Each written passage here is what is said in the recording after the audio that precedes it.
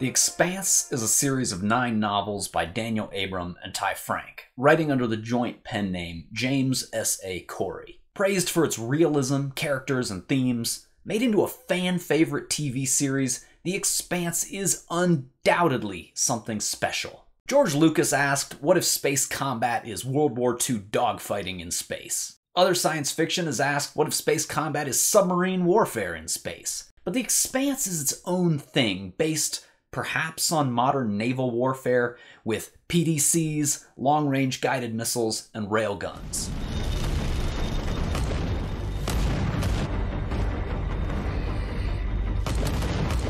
The Expanse makes 2 major exceptions to physics as we know it. The first is a hyper-efficient starship engine, the very unfortunately named Epstein drive, which bypasses the rocket equation. And the second is that the alien technology can do whatever the fuck it wants. And that seems like 2 big exceptions because they are. But there's at least 2 major benefits. 1, the rocket equation is a major wet blanket. And 2, after being constrained by so much realism, when the alien tech breaks literally every physical law except for the second law of thermodynamics, it is that much scarier. And the rule breaking is earned, partly because every combat encounter turns on tactics and choices made within the system. And that is what people are praising when they praise the realism. Realism isn't necessarily fun, it's how you use it. The Expanse's realism works because it is a statement of the bullshit stops here. It's a promise of no miraculous rescues, a promise that the characters have to get themselves out of whatever jam they've gotten into. These injuries need. Is this your first time in 0G? Yeah. Without gravity, wounds can't drain. Blood pools and clots, tissue swells, any internal bleeding is a death sentence. Chaplain or something? A civilian pastor. You might want to put in a good word with your boss. This is only going to get worse. The physics and science, no artificial gravity, no faster than light travel, is extended to the problems of growing up and living in low gravity, of feeding a hungry solar system, of transporting reaction mass. The world building is phenomenal. The reader is transported to Ceres, Ganymede, and many other locations throughout the solar system. It feels like a real possible future, and I'm left with a childlike wonder that even though I may never visit these places, I can read about what it would be like to live there. The early books in particular hooked me with this feeling of wonder at what is so close, in our very own solar system, and yet so far away. That sense of wonder is not so much reduced in the later books as supplanted by an almost eldritch horror vibe, which is gripping in an entirely different manner. These books are remarkably consistent in their quality, especially for such a long series. But if you don't personally gel with the prose, style, or plotting, don't think you'll enjoy it more later on. Consistent quality is great, but the cost is repetition. Some tropes repeat themselves. It gets tedious that every new villain is a sociopath and that the main obstacle to peace in every book is human tribalism. But those are minor quibbles. All these novels were page-turners for me. For you? You're going to know early on whether or not you like what's going on. Part of the endurance of the series stems from skillful escalation, raising of stakes within and between books. They are engaging in orbit! Hold fire! Not our problem! Spread out, make a line, free fire, 500 meters! 500 meters, we don't have to As do they a cross game! that line, you will fire! Do you understand the range? Ah, Go! It begins with squabbles between Earth, the Belt, and Mars over resources and oppression, and ends with the heroes taking on eldritch gods. Kind of. Don't worry, it's not really a spoiler. What makes the escalation work is that the authors never lose sight of the impact of events on relatable human beings who are just trying to live their lives.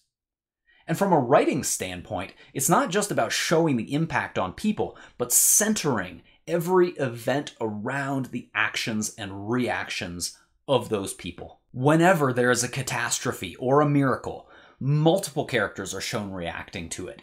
How do they feel? What do they say about what happened? How did their behaviors change in response? This is one of the many, many ways in which the authors convince you that this universe is our universe. It's real, populated by people like you and me, and that is what makes these books addictive. The reader needs to find out what happens to these people we have grown to know. The secret hook, the alien superweapon that these authors are using to keep readers engaged, is always the characters. The characters are phenomenally rendered.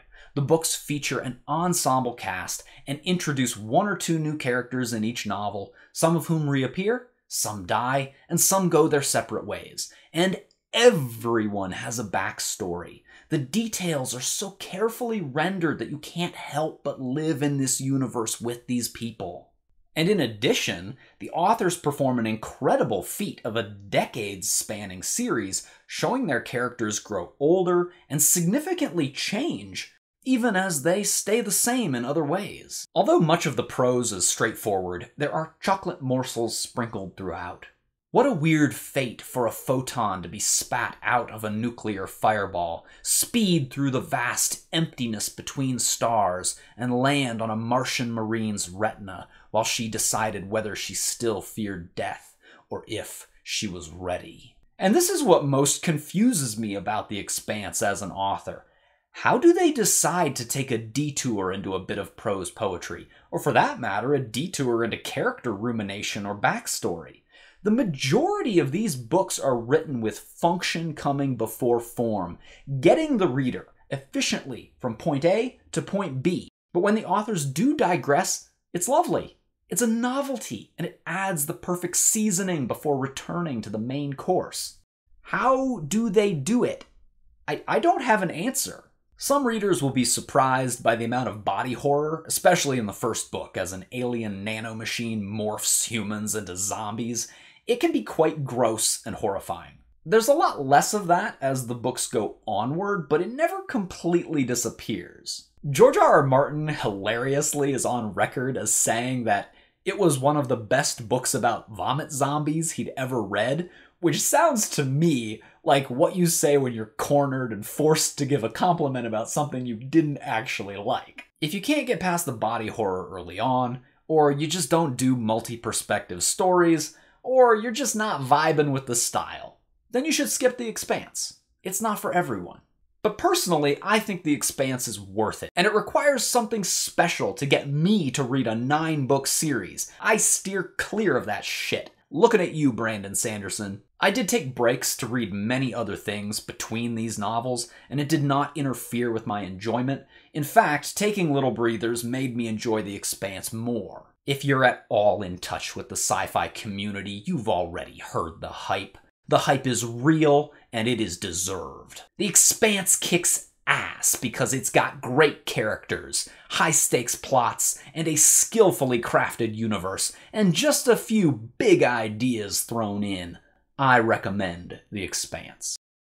Everyone needs to watch The Expanse. It's a show about politics that never judges anyone's politics, because you can tell the writers love all the characters, even the periphery ones. Therefore everyone is treated as flawed and as right and as wrong as each other. There's no embarrassing strawman argument that you often see in modern television. Instead, it's a loving exploration motivated by a sense of sincere curiosity about people trying to protect their meaning in a cold universe that has none. And I'm not sure about you, but that's pretty cool. While putting together content for this video, I got lost in a rabbit hole of fan-made videos, and there are some excellent ones out there. I'll link to a few in the video description, but try not to spoil yourself.